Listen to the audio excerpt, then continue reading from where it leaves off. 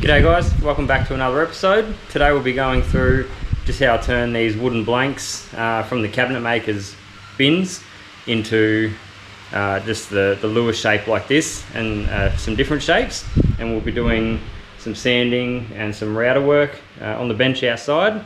So I'll run through how I do that. There'll be some time lapses and whatnot. I will admit, as a first time sort of YouTuber, it is hard to make videos, so I apologise there hasn't been any in a while.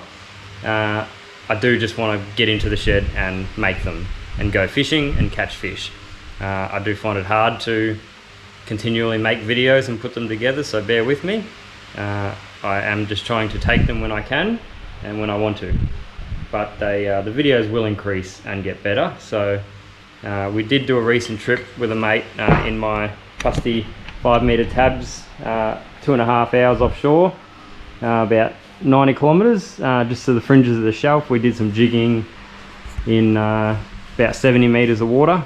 First time the boat's been out that far, but yeah, we'll get into some lure making. Just going to be drawing up and cutting out some lures today on the bandsaw. I've got some different designs that I've cut up here on some cardboard. Not sure how they're going to go. I know this one works and it's caught fish, and I'm almost out of these, so I'm going to do some more of these ones. These are two that I've sort of drawn up. One's a bit thicker than the other, a bit more depth to it. Don't know how they're going to go. Need to get some wood from this box. Use these ones that are a bit thicker for the longer lures, and then pump out a heap of skinnier ones for the shorter lures. Need to grab my pencil.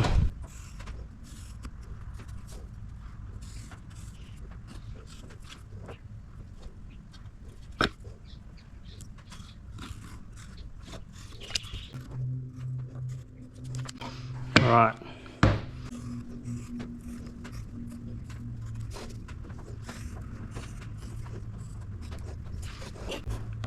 I mark them so I just remember what the templates I'm using and if they're working. All right, so we've got some here to cut out. Grab the trusty bandsaw and we plug it in.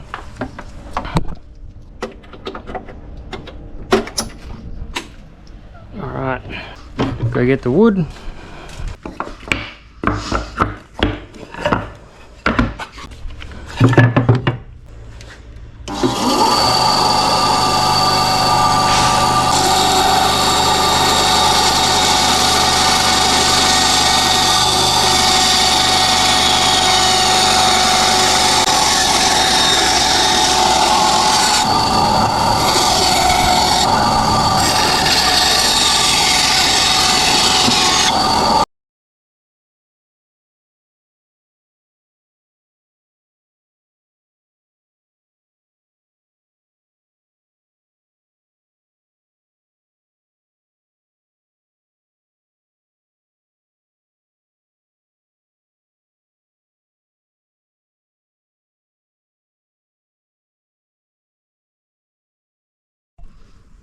Alright, so now that we've finished cutting them out, I'll grab me sander, plug this in,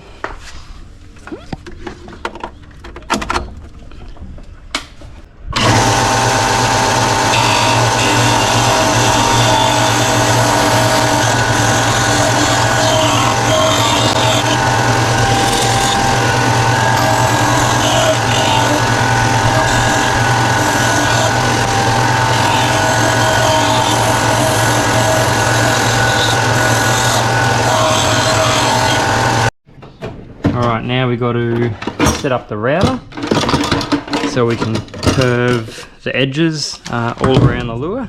I've made this little router platform here. It's just a router casing screwed to a piece of acrylic. What I do, I turn it around that way, and I've just made this hole to fit perfectly, and then I mount the router upside down, which I'll show you in a sec, but just get these clamps on. Now that's not going anywhere. And what I do is I mount it up in there, and I pretty much go till it's level there, tighten it up. I'm going to show you how I do the router now. So I've got these two little prongs that I just stab in each side here, and that allows me to turn it.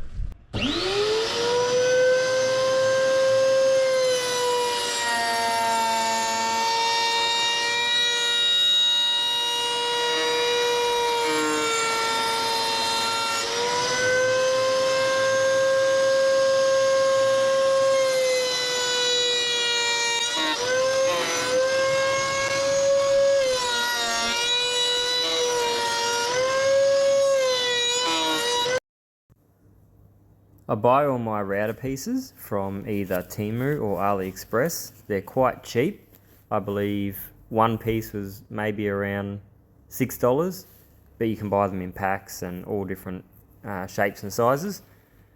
It's a lot cheaper than buying the expensive carbide bits from your local tool shops.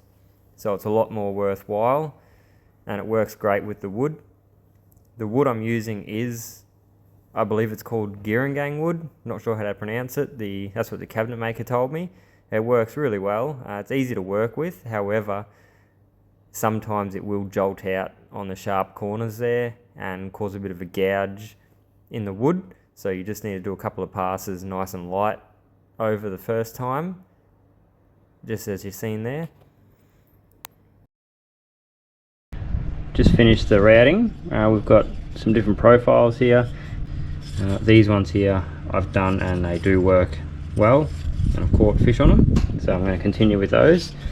Got a bunch of them, and then this is the same thickness wood here, and I've used the same radius router bit. If I went larger, then it would cross over in the center and it wouldn't be even, but I haven't done one of this sort of design before, so I'm going to give that one a whirl. And these ones here are a bit thicker with the larger radius router piece, so I'm pretty keen to get these ones sanded up just to round the nose off and the tail, but I reckon these will be great. And this one here was wider again, however with the smaller radius router piece. So you can see it's not as curved on top and a bit more flat. Again, just a different design to test it. I need to number them so that I remember, and I need to carry it through all the paint layers this time, so I don't get to the end and the numbers are gone like I did last time, and I can't remember what worked and what didn't.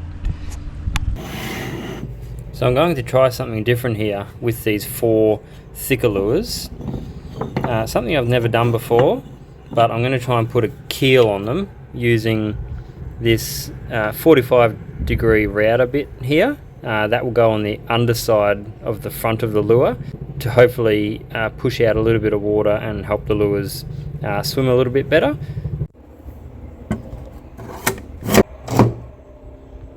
Now if this doesn't work, I'm just going to resort to using the belt sander. The reason I'm using a router piece is to try and keep a uniform angle on all these lures instead of having to do it by eye.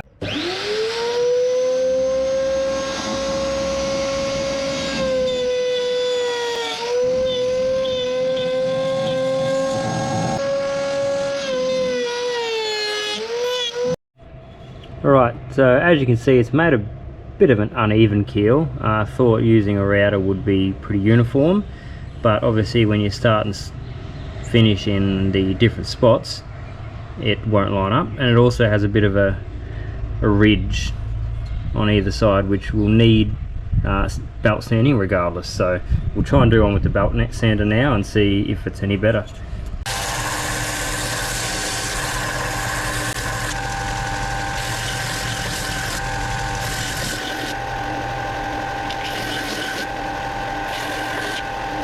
So a little bit better on the belt sander with the keel here. Trying to get it nice and straight is actually pretty difficult, but I think we're doing alright. Now I'll do the rest hand sanding. For all my hand sanding, I've made this little portable vise set up here because I don't have much room on this bench. I just hook that into there and then tighten the vise up against the bench with my clamp.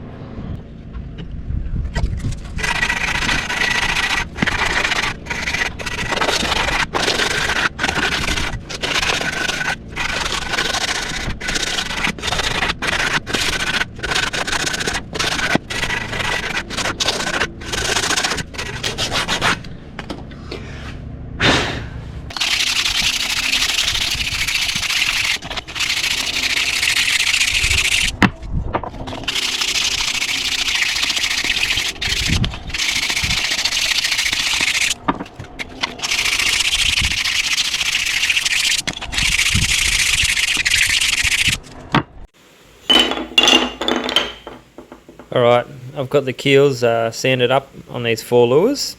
They're pretty aggressive, so I'm not sure what the swim action is going to be like.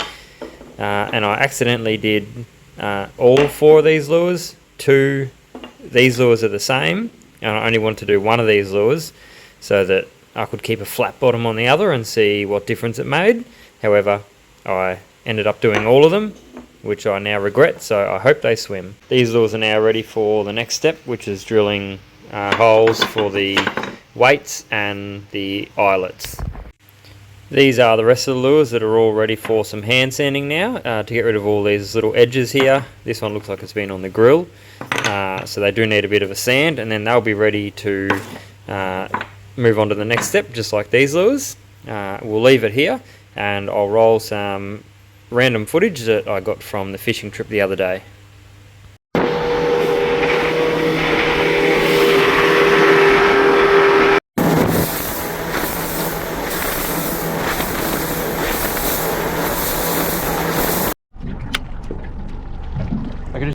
Oh, that was a good hit. Oh, you did. You on camera? Yep.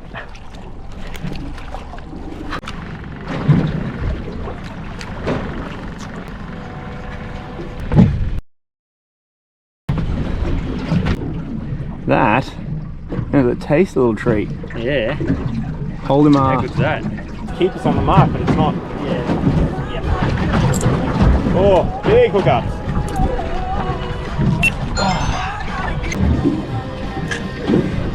Trying to signal. Oi! Oi! What do you got? Drew a loose drag, do you? Is that what you got? Go, son, just keep going, go, go, go. You got it now, come down. Yes. Go.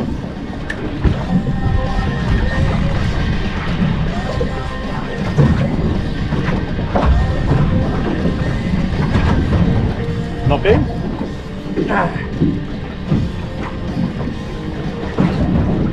Oh no. That's a shark. Yeah. You almost had it up too. Cool in though. Oh, really? Yeah, like I was sitting here fixing the camera and it's like boom, boom, boom. Yeah, like that. Ready? Look. See how it's biting? Yeah. In the block. Oh, yeah, I did too. Oh, geez, good too. Yeah. Oh, cool. Nah. Get sharked or? Really? Yeah. No shark on the As you can tell by my face there, we got snapped off quite a few times throughout the day by sharks, constantly taking our fish.